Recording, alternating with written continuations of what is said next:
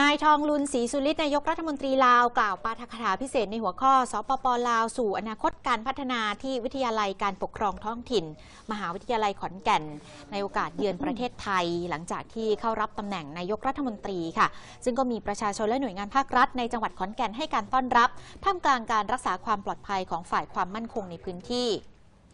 สำหรับเนื้อหาการปาฐกถานายทองลุนก็พูดถึงการพัฒนาประเทศลาวนะคะตั้งเป้าหมายพัฒนาให้หลุดพ้นความเป็นประเทศด้อยพัฒนาภายในปีคริสตศักราช 2020 โดยจะบริหารทรัพยากรธรรมชาติให้มีประสิทธิภาพพัฒนาประเทศให้เป็นศูนย์กลางการท่องเที่ยวทางธรรมชาติประวัติศาสตร์และวัฒนธรรม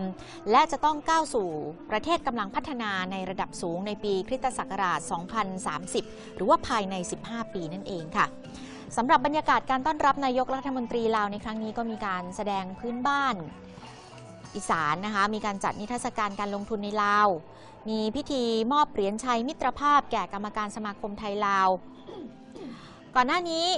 นายทองลุนศรีสุฤทธิ์นายกรัฐมนตรีลาวก็ได้เข้ารับมอบปริญญาบริหารธุรกิจดุษฎีบัณฑิตกิติมศักดิ์สาขาการจัดการจากมหาวิทยาลัยเทคโนโลยีราชมงคลอีสานอีกด้วยค่ะก็เป็นการเดินทางเยือนอย่างเป็นทางการของนายกรัฐมนตรีลาวหลังจากที่เพิ่งเข้ารับตำแหน่งมาไม่นานนี้นะคะแล้วก็เมื่อวานก็ได้เข้าพบกับนายกรัฐมนตรีมีการลงนามในข้อตกลงเกี่ยวกับเรื่องแรงงานด้วย